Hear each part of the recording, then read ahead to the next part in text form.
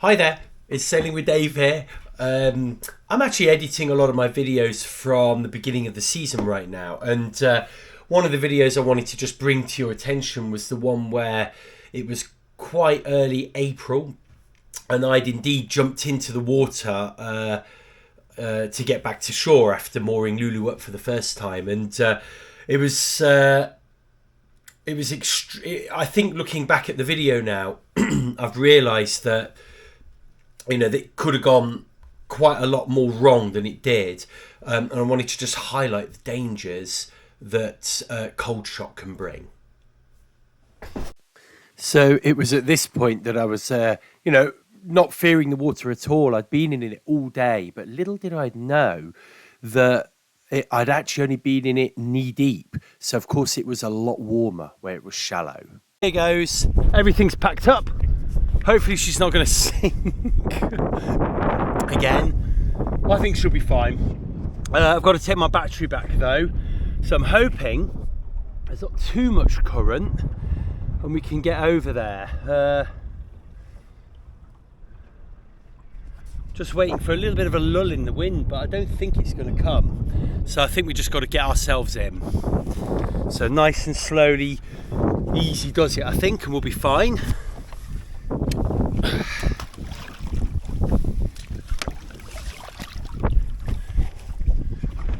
You just got to watch the cold. That's all I'm mildly concerned about, is just the shock of the cold.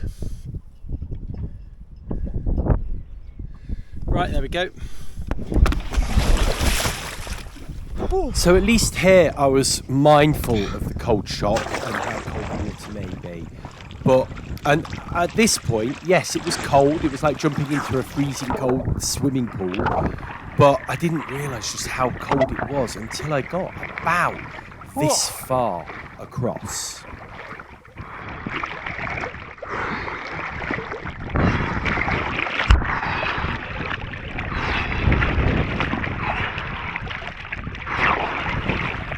At this point, I was starting to breathe quite heavily.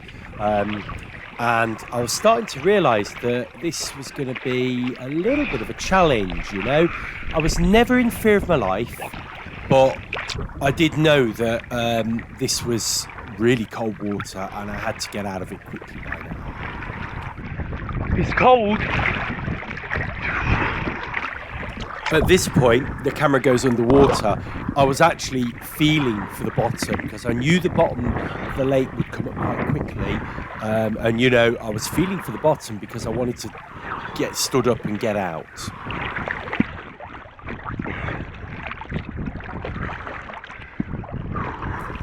At this point, I was getting a really, really bad headache, really intense headache, and I could feel my body cooling down quite dramatically. So you can see from my face, I'd stopped talking to the camera. I just wanted to kind of get out of the water by now.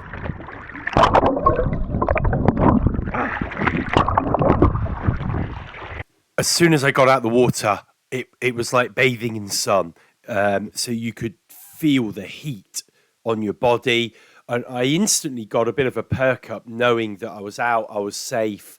But I knew I had to get out of the water and get dry now. There we go. Woo. Not gonna lie, that was cold. That was really cold. Woo. Whoop. Got a bit of a headache after doing that. We're just trying to find a slipway. Woo.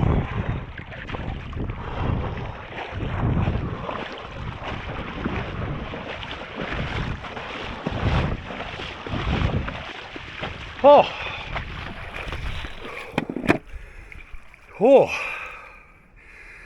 At this point, you can see I'm totally out of breath. This was no more than a 40-50 meter swim. I'm really fit. So, I am overweight, yes. I do struggle with my weight a little bit, but I race cycling on Zwift 4 times a week. I'm doing hour-long races. I'm pushing myself really hard. I win sprints and I win races. So I know I'm fit, But here you can see I'm really out of breath, and it's just indicative of your heart and your whole body struggling hugely with that intense cold. That took it out of me.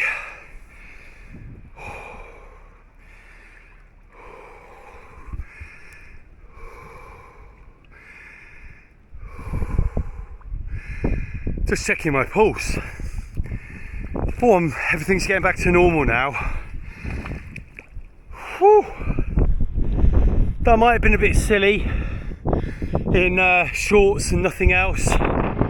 Yeah, it might have been a bit silly, and I'm not going to lie. Halfway into it, there was a mild, I'd say panic.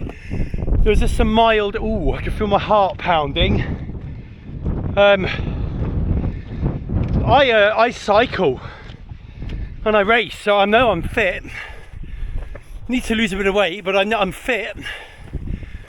So I know that little swim should not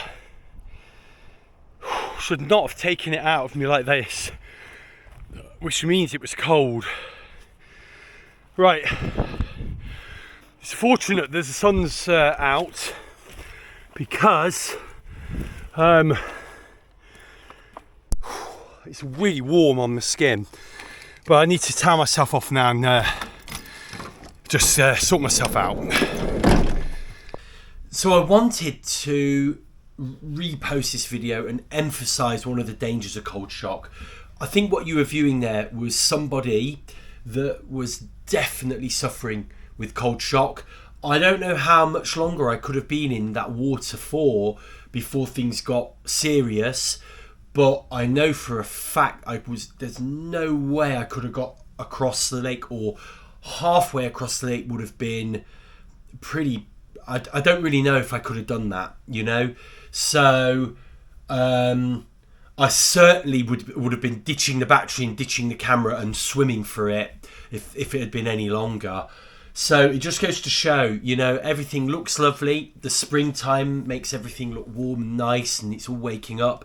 But that water is super cold until the summertime. So you need to be really, really mindful of that. If I were to think about doing this again, I think what I would do is go from the shore and go for a swim within my depth. So if things got too cold, I know I could, just quickly get back out again, and you'd be able to feel it very quickly. What shocked me was just how quickly the cold shock sort of worked on me. I didn't get that first cold shock kind of instant impact, because I didn't jump into the water. I did lower myself in gently, but it only took a matter of 5 to 10 seconds before I started really feeling some symptoms of cold shock. So I'm really hoping that will help people, not just warn you of the dangers, but also just to show someone, especially in the latter stage of this video, just someone that was really struggling with the cold, and you shouldn't do it. Okay, thanks for watching that one. Hope you sort of enjoyed it, but I hope you took something from it more than that, and I'll catch you in the next one.